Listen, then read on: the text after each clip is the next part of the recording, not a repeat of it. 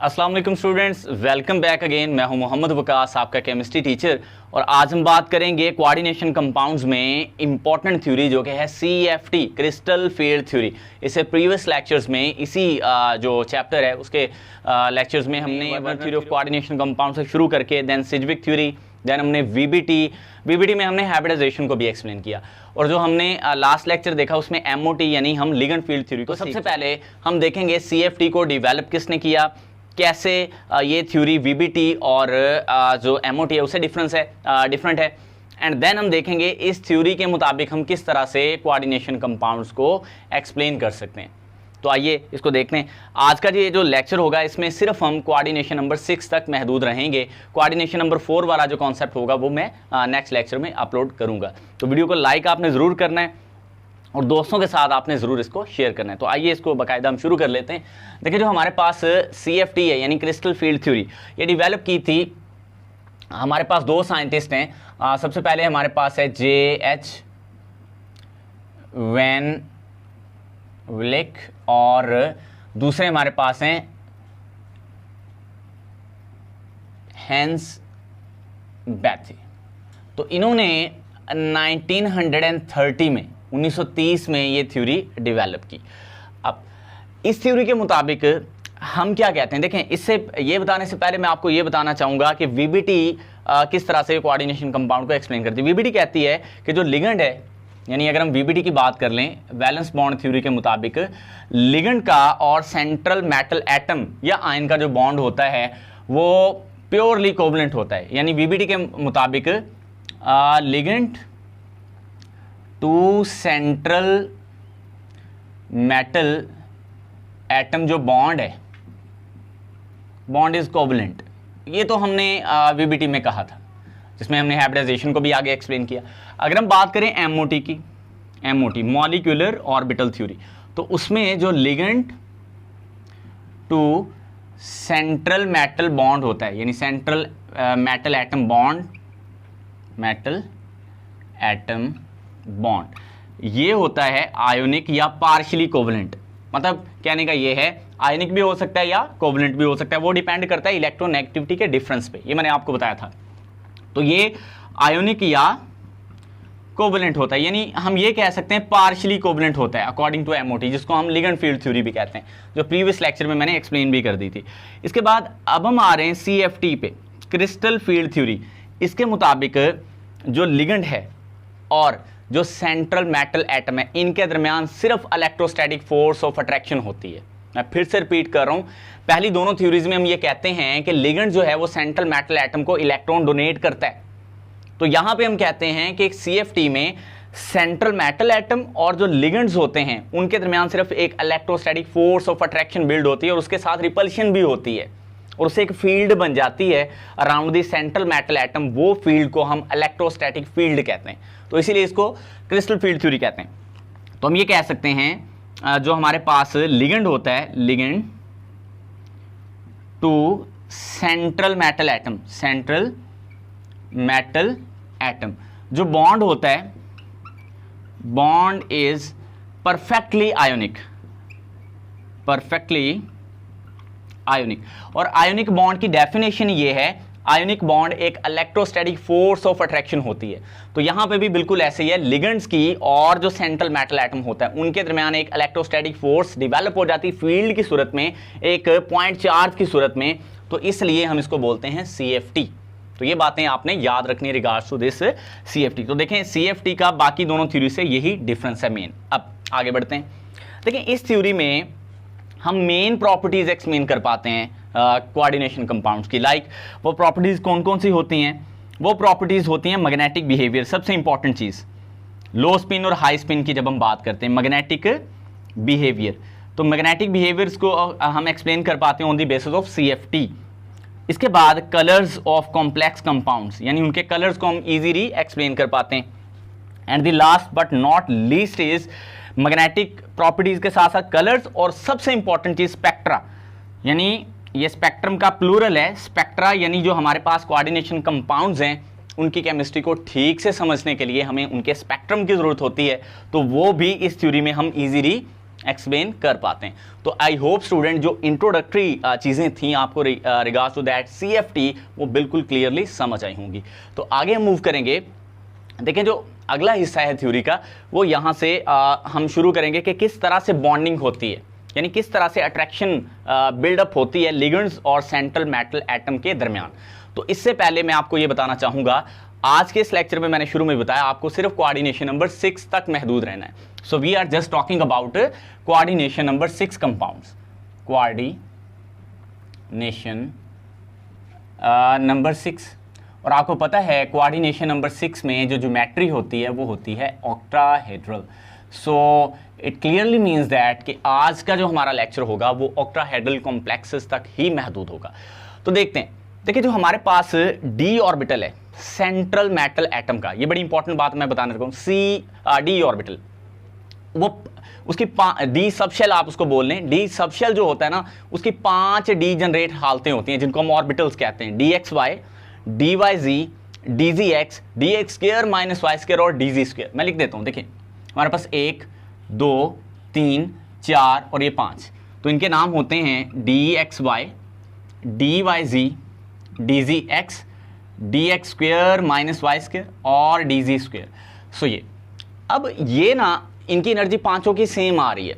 जब इनको ligand approach करते हैं, इनको लिगेंड जब अप्रोच करते हैं तो इनकी ना एनर्जी पहले से बढ़ जाती है। तो वो स्लाइड से जो एनर्जी का डिफरेंस आता है उसके मुताबिक ये 5 1 2 3 4 5 इस तरह हो जाता है। अब क्या होता है, यहां पे आप लिख दें when ligands approach, when ligands approach. जब लिगेंड सेंट्रल मेटल एटम को अप्रोच करते हैं तो होता क्या है कि जो ऑर्बिटल्स की एनर्जी होती है वो पहले से बढ़ जाती है।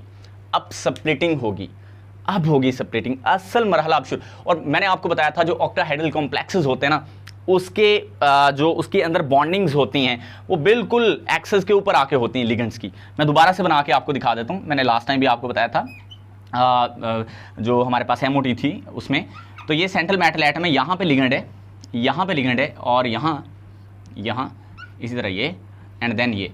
तो इसमें अगर आप चेक करें ये जो हमारे 4 लिगेंड्स होते हैं ये एक ही स्फीयर में होते हैं, यानी प्लेन में होते हैं, और ये आउट ऑफ द प्लेन होते हैं। और याद रखिएगा जो हमारे लिगेंड्स होते हैं ये बिल्कुल एक्सेस के ऊपर आके अप्रोच कर रहे होते हैं, यानी ये जितने भी लिगेंड्स जुड़े हैं ये एक्सेस के ऊपर हैं, एक्स एक्सेस पे, वाई एक्सेस पे या जी एक्सेस पे। इसका मतलब जो ऑर्बिटल एक्सेस के ऊपर हैं उनकी स्प्लिटिंग ज्यादा होगी क्योंकि उनको लिगेंड्स जो हैं इलेक्ट्रोस्टैटिकली ज्यादा रिपेल करेंगे। तो हमारे पास 5 तरह के ऑर्बिटल्स हैं, डी ऑर्बिटल्स, 1 2 3 4 5। इनमें से ये जो पहले 3 है ना ये वाले ये बिटवीन एक्सेस हैं। मैंने आपको ये प्रीवियस लेक्चर में बताया था, अभी मैं इनकी डायग्राम भी बना देता हूँ। बिटवीन क्या होते हैं ये एक्सेस, और ये जो 2 हैं ये ऑन एक्सेस होते हैं, एक्सेस के ऊपर होते हैं। तो लिगेंड्स ने ऑक्टाहेड्रल कॉम्प्लेक्स में चूंकि एक्सेस के ऊपर आना होता है तो इसलिए ज्यादा स्प्लिट कौन होंगे। तो सर आप इतना, तो ऑब्वियसली जो dx square minus Y square और dz स्क्वायर हैं ये ज्यादा स्प्लिट हो जाएंगे, है ना। सो होगा क्या, इनकी एनर्जी इस तरह से और नीचे जो 3 हैं वो, तो ये जो हमारे पास नीचे हैं इनको हम बोलते हैं ट्रिपली जनरेट एटॉमिक ऑर्बिटल्स, और जो ऊपर गए उनको हम EG से रिप्रेजेंट करते हैं। ये डबली जनरेट डी एटॉमिक ऑर्बिटल्स होते हैं, इनके नाम हम यूं रखते हैं T2G और EG। अब इनके दरमियान ये जो एनर्जी का डिफरेंस होता है ये वाला, इसको हम स्प्लिटिंग एनर्जी कहते हैं, डेल्टा नॉट, ठीक है जी। और ये एनर्जी कहाँ से आती है, ये एनर्जी जो लिगेंड्स रिपेल कर रहे होते हैं ना सेंट्रल मेटल एटम के जो ऑर्बिटल्स होते हैं ये उससे डेवलप होती है, स्प्लिटिंग होती है। जितना स्ट्रॉन्ग लिगेंड इफेक्ट आएगा ना उतनी ये स्प्लिटिंग ज़्यादा होगी, और जितना वीक लिगेंड इफेक्ट आएगा उतनी ये स्प्लिटिंग कम होगी। तो ये हमारे पास जो स्प्लिटिंग है ये सबसे इंपॉर्टेंट यहाँ पे था।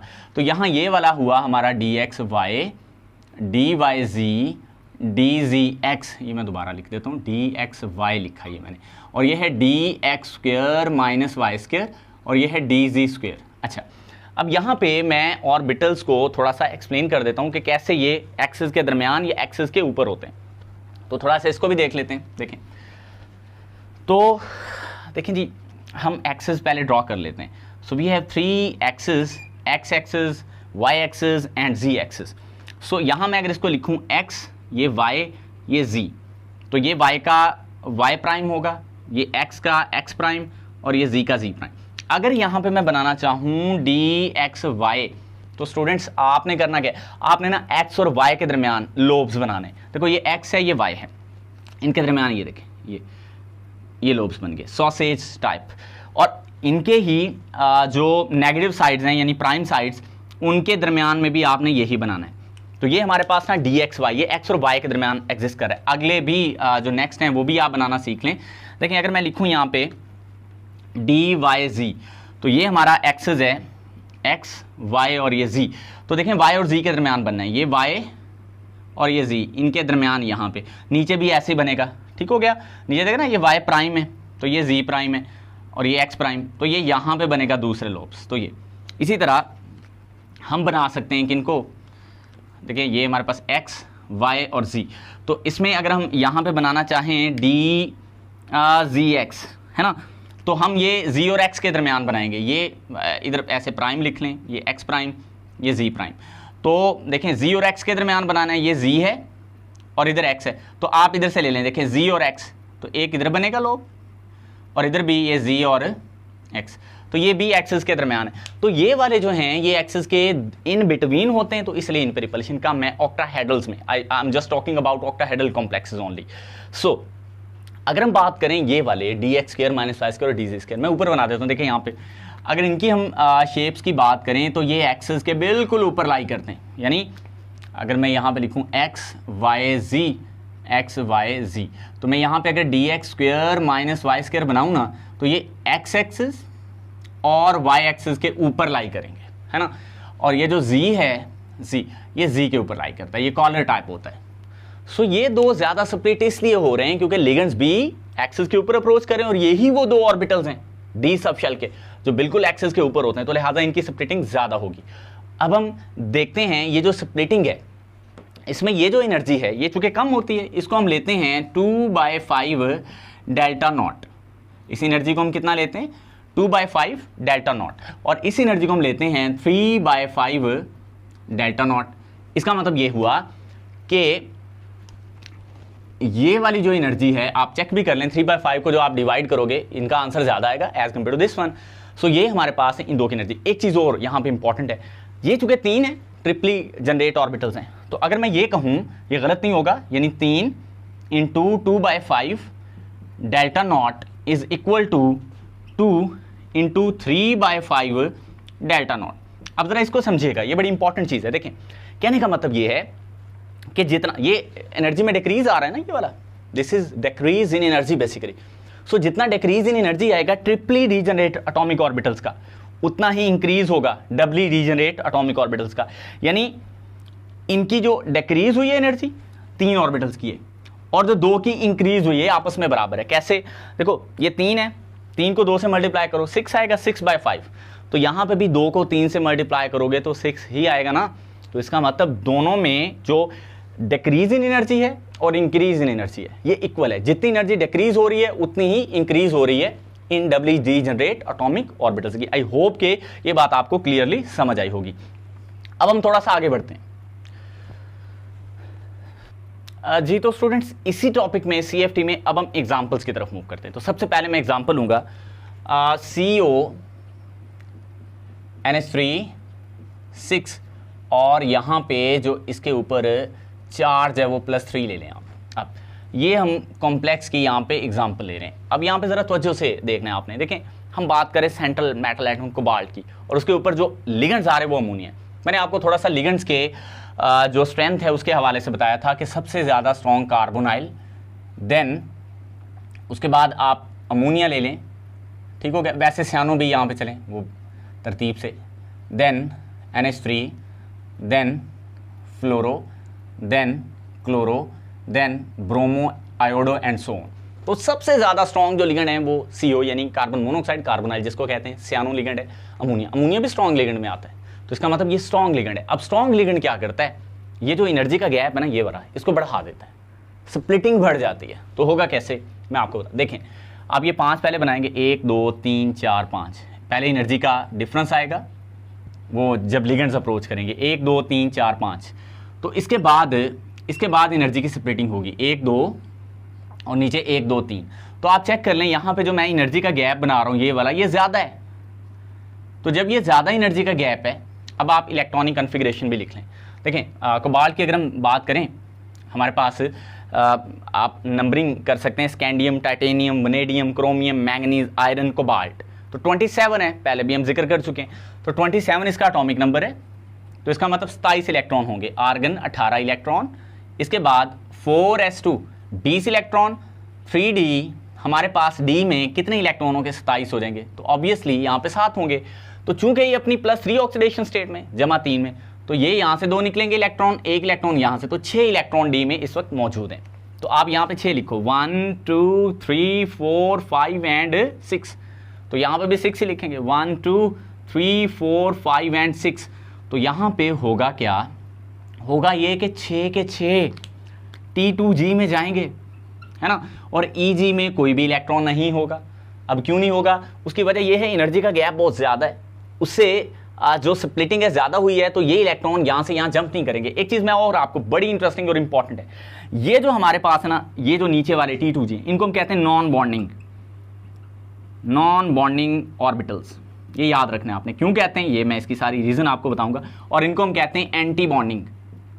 तो सर ये बॉन्डिंग होने चाहिए थे, मैं आपको देखें ये कहलाएंगे anti bonding molecular orbitals, sorry orbitals, सिर्फ ये एटॉमिक ऑर्बिटल्स हैं, ठीक है।